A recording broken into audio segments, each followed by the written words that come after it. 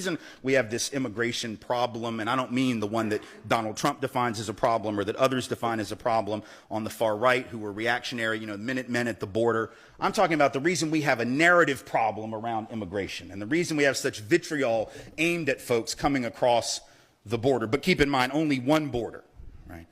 The Minutemen do not camp out in boats off the coast of Nova Scotia, shooting at those crafty Canadians as they sneak into our country to take advantage of our superior health care. They don't do that.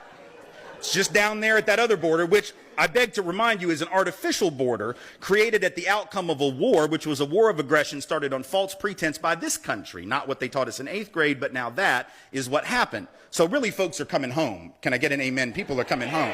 Right? Right? They're coming home. They're coming home, and their families were here a long time before the vast majority of ours, and yet we tell them that they don't belong. Very interesting.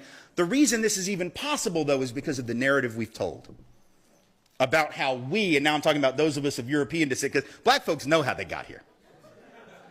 Right? A lot of Asian folk know how they got here. A lot of folks were brought over, particularly Chinese folk, to work the railroads, didn't care how many of them died. Right? Indigenous folks know how they got here. Right? But white folks have told a fiction. Right?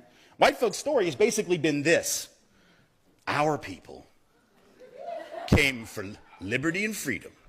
We came for principles like that. Those people are just coming for stuff.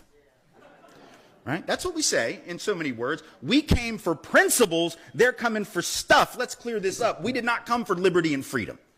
And I know this because if we had come for liberty and freedom, we would have established liberty and freedom.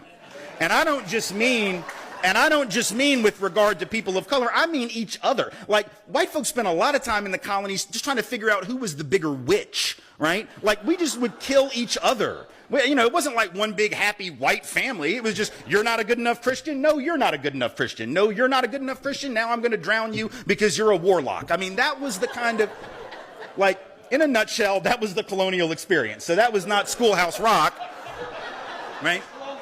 Yeah, right? So we didn't establish liberty and freedom even vis-a-vis one another. Let's be honest, we came for stuff. We came for stuff like opportunity, stuff like land, stuff like the ability to survive because things weren't working back home. Like, we need to be honest about, like, our people were the losers of Europe. And I don't mean that, I'm not trying to be judgmental or harsh, I'm just being honest. Like when Donald Trump says Mexico's not sending their best, okay, you think England sent their best? The hell? Like,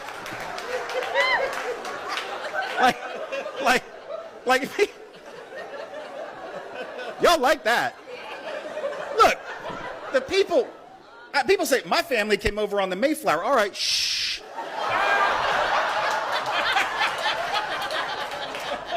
Why are you bragging, Buttercup? That is not...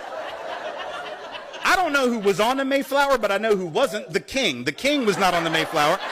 Nobody the king wanted to keep around was on the Mayflower. But we have this fictional narrative. It's almost like we believe sometime around 1642 there was a British father somewhere in England that got his family together around the fireplace in the morning and said, all right, here's the thing. I know we're doing pretty well. We got this big castle. We got all this gold. I know it's brilliant, right? It's fantastic. We were at the King's Palace last week. Kids, you remember you played with his children out in the garden. Wasn't that great? Yeah, I know, it was amazing, wasn't it? It was great. Listen, that's all fine and good, but Daddy has an idea. My idea is as follows. Keep up, please. Keep up. Gather all your things. Not all of your things. We have a lot of things because we're doing really well. We're rich. We're powerful. Just gather up like a basket full of stuff, and we are going to get on a big boat. And by that, I mean a rickety old ship. Like, I don't even know if it's seaworthy. Like, it might sink.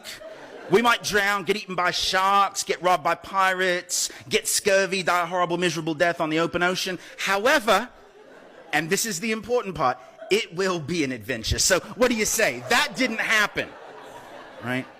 The winners didn't get on the boat. The winners had no reason to leave. And you know what? There's no shame in that. There's no shame at all in having been the losers. In fact, let me tell you something. There's something quite beautiful about the losers saying, we're done with losing and we're going to rebel against that and try to carve out a new life. But you know what? It's every bit as beautiful when folks in Mexico do it, and Guatemala do it, and Sri Lanka do it, and Vietnam do it, and Nigeria do it. And do any of us actually believe that if our families' countries of origin had been contiguous to the United States, that they wouldn't have come undocumented? Like, do we think my great-grandfather, who came as a Jewish immigrant from Russia in the early 1900s, like if Russia had been where Mexico is, do we actually want to believe that he would have said, well, I would love to be able to feed my family and keep them from dying, but there are these laws?